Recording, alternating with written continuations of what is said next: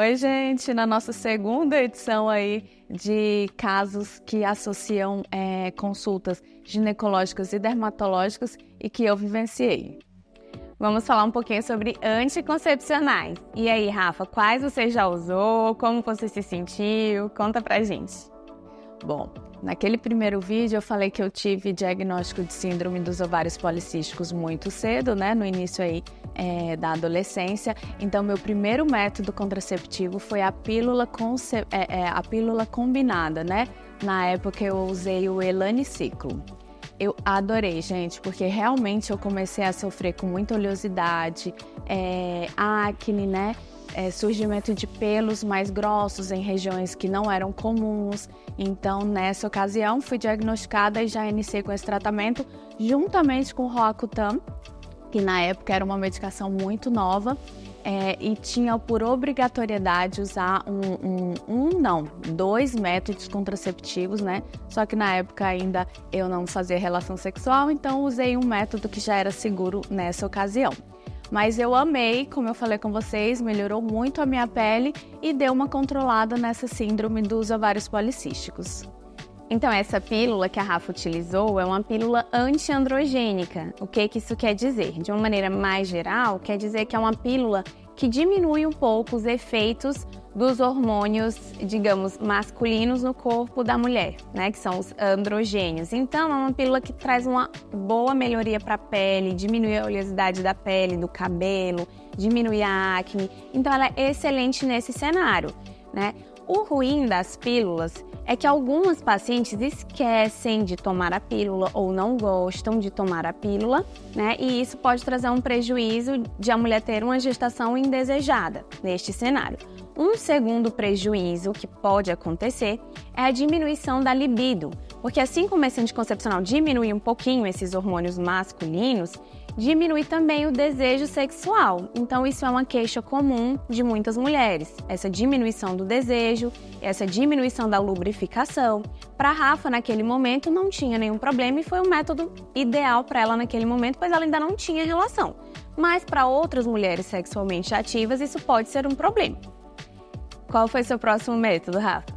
E aí, depois de muito tempo utilizando esse método de pílula combinada, eu decidi mudar porque eu achei que há muito tempo eu já usava esses hormônios, então eu troquei para o DIU de cobre, porque na minha cabeça eu queria algum método que não tivesse hormônios presentes, né? Na ocasião eu coloquei no consultório de uma ginecologista, não era mica ainda, coloquei sem analgesia, então achei muito doloroso. Senti umas cólicas terríveis nas próximas horas e até umas 24 horas depois, e depois não senti mais nada. No entanto, meu fluxo menstrual aumentou muito, eu tive muita cólica, então passou a não ser um método tão prazeroso assim. Mas, no entanto, eu ainda fiquei com ele por volta de 1 ano, esperando a melhora, né? Porque a gente sabe que todo método, quando você muda, tem um prazo ali de pelo menos uns 3 meses para ter uma melhora, para estabilizar, vamos dizer assim. E o que você tem a dizer? Na verdade, era DIU de cobre com prata, certo? Então, vamos lá, o DIU de cobre é uma opção excelente, é um método bastante seguro e aquelas mulheres que não querem utilizar hormônio, como a Rafa não estava querendo, ele é um método muito bom. Mas o que temos que entender é que para as mulheres que já têm cólica, já se incomodam com as cólicas menstruais, já se incomodam com o sangramento, ele não é um método muito indicado, pois o DIU de cobre ou o DIU de cobre mais prata, eles podem aumentar um pouco as cólicas menstruais e o sangramento. Então, para as mulheres que já têm essa queixa, eu acabo evitando, né, de utilizar esse método, a não ser que seja de um enorme desejo da paciente, mas eu explico bem esse tipo de complicação. Além disso, o que a Rafa falou de ter colocado no consultório, então na maioria dos casos eu ofereço para que as pacientes insiram um DIU com analgesia, né? É muito mais confortável, porque é um procedimento doloroso. E quando feito em consultório, eu também utilizo anestésico no colo do útero para tentar diminuir um pouco o desconforto da paciente. Qual foi seu próximo método, Rafa? Bom, daí eu decidi que eu queria ter filhos, né? Eu e o Humberto decidimos juntos. Eu retirei o DIU de cobre mais prata, e depois de uns 2 meses eu engravidei. e tive o André Felipe. Quando eu ganhei ele, aí eu comecei a tomar uma outra pílula contraceptiva, que é o Cerazette, que é uma pílula composta por progestágenos, que ela é muito compatível aí com a amamentação. Então, por 1 ano e meio, que foi o período que eu amamentei o André Felipe, eu tomei a Cerazette e também achei bem ok, tranquilo, não tive nenhum... nada assim que me desabonasse, né? Nada que me desagradasse, a não ser que depois de uns 7, 8 meses eu comecei a ter uns escapes de sangramento. Isso é muito comum com as pílulas de progestágeno que a Rafa estava usando de maneira contínua. Então, esses escapes, eles podem ser um motivo para que a paciente desista desse método. Mas, realmente, ela utilizou o método adequado, compatível com a amamentação, né? E ela se manteve por alguns meses. Mas, mais uma vez, reforço, é uma pílula, então tem algumas pacientes que não gostam de utilizar pílula, acabam esquecendo, é incômodo, né? Então, esse seria uma questão relacionada à pílula. E a outra questão é que, diferente da primeira pílula que ela utilizou, que era ótima para a pele, essa pílula só com o progestágeno ela já não tem tantos benefícios assim. Na verdade, às vezes, algumas mulheres podem até relatar um pouquinho de aumento da oleosidade da pele. Então, é nesse cenário, né, seria muito importante as recomendações dermatológicas, de medicamentos tópicos, para que melhorasse essa aparência da pele.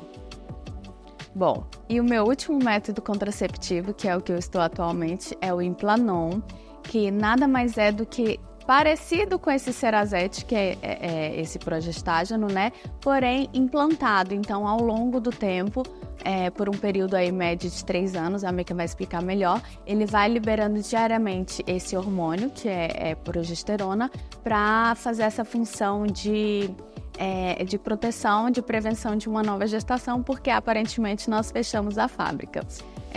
E eu estou com ele há mais ou menos uns 4 meses, estou gostando muito, também não tive queixas de pele, talvez, gente, porque eu já cuide bem da minha pele, né, então não tive excesso de oleosidade, nem queda de cabelo, então eu estou gostando muito dessa parte, mas ele também tem tido um pouquinho de escape, como o Cerazette que eu falei anteriormente, né, porém eu sempre falo com minhas pacientes, pergunto quais métodos elas utilizam, e eu tenho várias que amam o Implanon, não tem escapes, e tenho algumas que também não gostaram. Então, como que funciona isso, Mica? Assim, qual que realmente é a melhor indicação para cada paciente? Eu acho que é muito de acordo com o que a paciente deseja, estilo de vida, enfim, fala um pouquinho, né?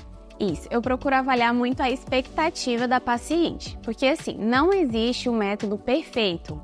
Cada método vai ter seus benefícios e os seus malefícios, né? O Implanon encaixou bem no que a Rafa estava buscando, é o método mais seguro que a gente tem atualmente, é um implante que a gente coloca na face interna do braço, colocado em consultório, a gente coloca anestesia, quase indolor a inserção do método, dura 3 anos, não depende da paciente estar lembrando, né, a Rafa com 2 crianças em casa, na correria, talvez outra lá, ai meu Deus, esqueci a pílula, então o implante está lá, seguro, né? E para ela foi muito indicado. Mas realmente ele pode dar um pouco desses sangramentos de escape. E tem paciente que realmente não se importa, que fala tudo bem, ou não é um grande incômodo, né? Então, assim, a principal queixa das usuárias de Implanon é essa, é um sangramento que pode acontecer inesperadamente, no geral em pequena quantidade, então são esses escapes. O outro ponto é relacionado à pele, né? Então, a Rafa não teve problemas com a pele, mas como ela mesma citou, ela já tem toda uma rotina de cuidados. Algumas pacientes podem também referir um pouquinho de aumento de oleosidade, né? Isso é decorrente de ser um método hormonal, principalmente nos primeiros meses de uso, pode ter essas alterações. Então, eu sempre explico sobre esses pontos que podem acontecer e é importantíssimo que a paciente também passe com a dermatologista para manter essa rotina de cuidados com a pele.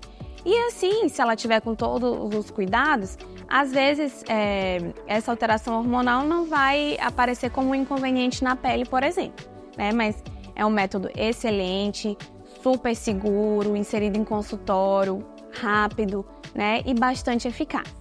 E para finalizar, Mica, existe algum método que cesse o sangramento? Por exemplo, se a paciente, não quero sangrar mais, quais seriam esses?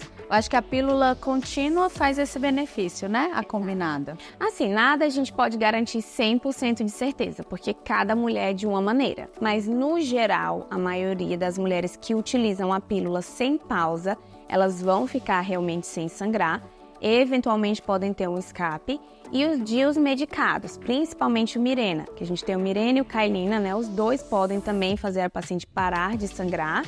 E a gente faz esse acompanhamento, mas como eu falei, isso é muito relativo. A maioria das mulheres irá parar de sangrar, mas existem mulheres que acabam tendo um padrão de sangramento que é incômodo para elas, né?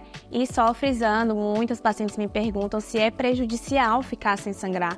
Não é prejudicial, apenas a camada interna do útero, utilizando esses métodos, ela vai parar, de certa forma, de crescer e descamar, como acontece mensalmente. Então, tudo bem, não é algo que vá prejudicar o organismo da mulher ficar sem a menstruação, certo?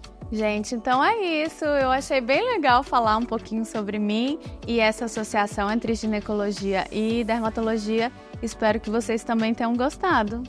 Obrigada pela atenção. Qualquer dúvida podem deixar nos comentários abaixo. E segue lá a Mica também, ela dá muitas dicas ginecológicas. Qual que é, Mica, seu Insta?